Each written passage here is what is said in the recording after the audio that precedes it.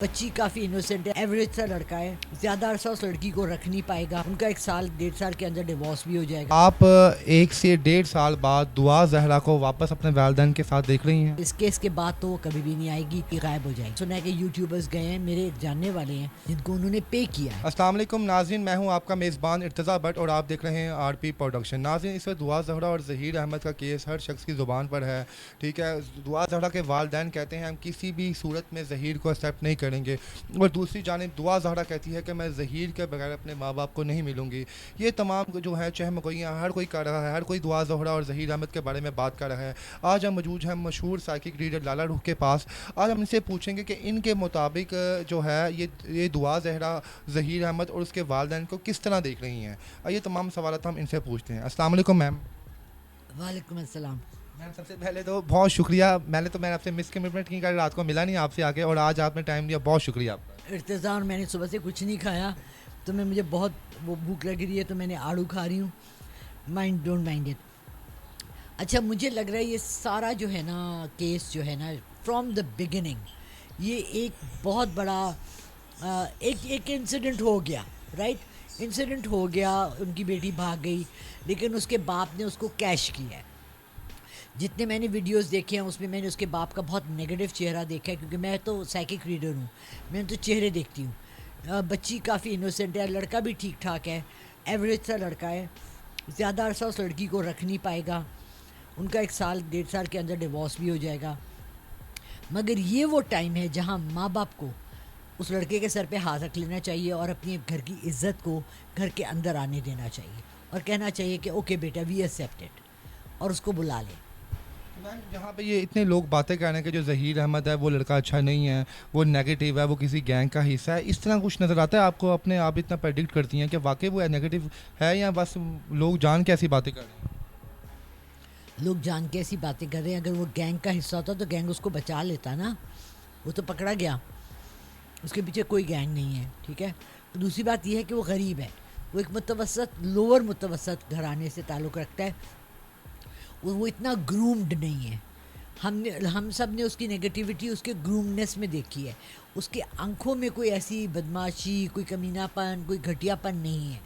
वो लड़का जो है ना डरा हुआ है इस वक्त।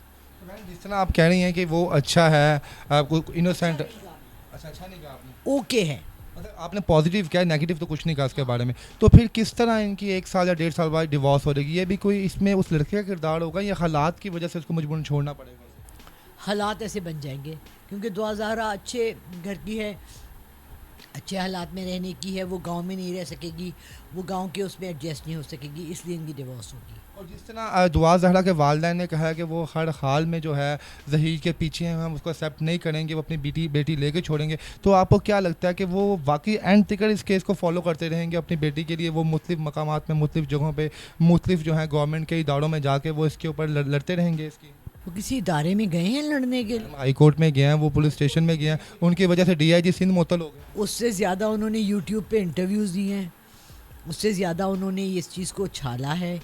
आई mean this could have been kept secret, right. ऐसे भी केसेस हैं ना, बहुत सी लड़कियां घरों से भागती जिनके माँ बाप उनको पब्लिक नहीं करते। और मैंने बहुत से सुना है कि यूट्यूबर्स गए हैं, मेरे एक जानने वाले हैं जिनको उन्होंने पे किया है to put his interview on YouTube. तो ये चीज़ें मुझे जो है ना थोड़ा सा शक में डालती है। और मैंने उसके बाप की जो शक्ल देखी है, वो कोई जॉब भी नहीं कर रहा। आपने उसका कोई इंटरव्यू देखा है जिसमें उसने कहा है कि मैं डॉक्टर हूँ, मैं इंजीनियर हूँ, मैं इतने अच्छी जॉब पर हूँ, या मेरा इतना बड़ा बिजनेस है, मैं बिजनेसमैन हूँ, कारोबार है? कुछ भी नहीं है। तो मैडम, क्यों फिर इस केस को इतना उछाला जा रहा है? देखें, लड़कियां बाकी लोग घरों में से भी जाती हैं, तो इस केस को बहुत ज़्यादा हाइप मिल चुकी है पाकिस्तान के अंदर। हर शख्स, इवन के एक आम सा जो आप किसी शख्स से पूछेंगे, वो भी इस केस के बारे में अपना कोई ना कोई ओपिनियन देगा। क्यों इस केस को इतनी हाईलाइट मिली है? सिर्फ और सिर्फ पैसों का खेल है ये? सब पैसों का खेल है। देखो, जहाँ वो शादी कराना चाहते भी थे ना, वहाँ से भी वो पैसा चाह रहे थे कि बेटी के एवज हमें इतना हक महर मिलता। हक महर तो लिखा हुआ होता है लड़की के नाम का, इन्होंने कैश मांगा था, जो भी कज़न है या जहाँ भी रिश्ता चाह रहे थे, और ये चाहते थे कि हम बैठ के पैसे खाएं। ये कोई काम नहीं करते, तो ये इसको कैश इन करना चाह रहे थे। सिर्फ और सिर्फ ये मसला है जो आपने ऑब्जर्व किया, जो आपकी एक प्रेडिक्शन है उसके मुताबिक आप कह रही हैं, ये सच भी हो सकता है और ये झूठ भी हो सकता है? बिल्कुल, प्रिडिक्शंस में हमेशा 20% मार्जिन ऑफ एरर होता है। बिल्कुल ऐसे ही। और आप 1 से 1.5 साल बाद दुआ ज़हरा को वापस अपने वालिदैन के साथ देख रही हैं? आई डोंट थिंक कि वो वापस कभी अपने घर में आएगी, क्योंकि उसको कभी घर में प्यार नहीं मिला, ना उसको कभी घर में सपोर्ट मिला, और इस केस के बाद तो वो कभी भी नहीं आएगी। वो कोई जॉब स्टार्ट कर लेगी, गायब हो जाएगी। यानी कि मंज़र आम से वो लड़की गायब हो जाएगी, अपनी ज़िंदगी नए तरीके से शुरू करेगी। बिल्कुल, नाम भी बदल लेगी, हुलिया बदलेगी और कहीं और चली जाएगी। अच्छा मैम, आपने टैरो कार्ड्स लिखे हुए हैं सामने, कुछ इसके मुतालिक बताएं इन कार्ड्स के थ्रू कि उनकी लाइफ में कोई स्ट्रगल्स, कोई हर्डल्स वगैरह हैं, और उनकी आने वाली जो साल 1.5 साल की लाइफ जो आप जैसे कह रही इकट्ठे रहेंगे, वो कैसे गुजारेंगे वो? देखो इर्तिज़ाम, शादी जो है ना हमारे मुल्क में एक सिंपल जुआ है। सगी बहन की बेटी को रिश्ता दो तो भी प्रॉब्लम्स होते हैं। यू सीन दैट, बिल्कुल मैम। है ना। सगे भाई के बेटे को रिश्ता दो तब भी प्रॉब्लम्स होते हैं। तो शादियों में प्रॉब्लम्स तो होते ही हैं। हम लोगों को ये चीज़ सिखाई ही नहीं जाती कि शादी को निभाना कैसे। पहले बड़ी बूढ़ियाँ होती थी घर में, दादी फुप्पो मुमानी, एक बेवा बैठी होती थी जो समझाते थे पुत्र खैर है हो जानते, लड़के को भी समझाते थे, लड़की को भी समझाते थे। अब वो सिस्टम ख़त्म हो गया। अब हम इंडिपेंडेंट हो गए, हम कार्ड्स निकाल लेते हैं। लेकिन मैं ऑलरेडी जो बोल चुकी हूँ, मज़े की बात पता है क्या होती है इर्तिज़ा, कार्ड्स उन्हीं चीज़ों को सपोर्ट करते हैं। आज निकाल लेते हैं। चलिए जी, आपने जो हमें बात बताई है, देखते हैं कार्ड्स आपके सामने, आपकी बातों को आपके कार्ड्स जो हैं वो मैच करते हैं कि नहीं करते हैं। शायद कार्ड्स ये कह दें जी दुआ थोड़ा 20 साल 25 साल रहेगी, उसके 5-7 बच्चे भी पैदा हो जाएंगे। देखते हैं कार्ड्स क्या कहते हैं इसके बारे में। बच्चे पैदा करना तो पाकिस्तान में घर की खेती है। जिन बेचारे के वो गरीब पैदा होते हैं ना, जो खोता चला रहा होता है रोज़, जो 200 रुपये भी लेके घर नहीं आता, या वो मज़दूर, उसके घर में भी 5-5 बच्चे होते हैं। सो बच्चे पैदा करना is not a big thing in Pakistan. प्यार की निशानी भी तो होती है ना। वो एक औरत थी, उसके मेरी बात सुने, एक औरत थी, उसके 4 बच्चे थे, ठीक है। वो तो उससे हम पूछा तो उसने कहा मुझे मेरे हस्बैंड से आज तक सच्चा प्यार नहीं मिला। तो मैं बड़ा परेशान था कि अभी तक सच्चा प्यार नहीं मिला उनको। 4 बच्चे होने के बाद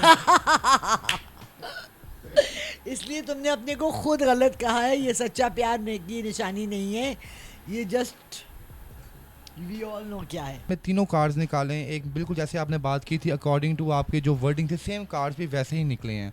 तो मैम बस मेरा लास्ट मैसेज ये है कि आप उन बच्चियों को क्या पैगाम देंगे जो घर से आती हैं और बाद में माँ बाप भी रुसवा होते हैं? मैं यही मैसेज दूंगी माँ बाप को कि अपने दोस्त बनाएं, माओं को स्पेशली अपनी बेटियों को फ्रेंड्स बनाएं। और ख़ास तौर से दुआ ज़हरा के बाप को मैसेज दूंगी कि बेटी के सर पर हाथ रख लें, इज़्ज़त से उसको घर ले आएं, ताकि आगे भी अगर कोई लड़की ये काम करती है, निकाह करती है, तो प्लीज़ आप लोग मान जाएं। और देखिए, लड़कियां ही भुगतती हैं ना, अगर अच्छा बुरा होता है जो भी होता है तो उनकी मर्ज़ी, ये इस्लाम ने इजाज़त भी दी है इसको, ये करने दें उन्हें। जी नाज़रीन, आपने देखा कि हमारे साथ जो है साइकिक रीडर जो है लाला रुख साहिबा मौजूद थी, और इन्होंने बताया भी अपने प्रेडिक्शन से कि आने वाले वक्त में दुआ ज़हरा और उसकी फ़ैमिली के साथ क्या होगा। ये बेहतर अल्लाह की ज़ात जानती है। आप भी कुछ जानना चाहते हैं किसी चीज़ के मुतालिक तो आप लाला रुख साहिबा का फ़ोन कर सकते हैं, इनसे पूछ सकते हैं। स्क्रीन पे इनका नंबर चल रहा है। और इनके कुछ चार्जेस भी हैं जो पाकिस्तान वालों के लिए ये आई थिंक 5000 रुपीज़ लेती हैं, और जो आउट ऑफ कंट्री हैं उनके लिए 10,000 रुपीज़ लेती हैं। ये आप इनसे कॉल करें और इनसे पूछें कि आपकी क्या प्रॉब्लम्स हैं। और अपने इस मेज़बान इर्तिज़ा भट्ट को इजाज़त दें। अल्लाह हाफ़िज़।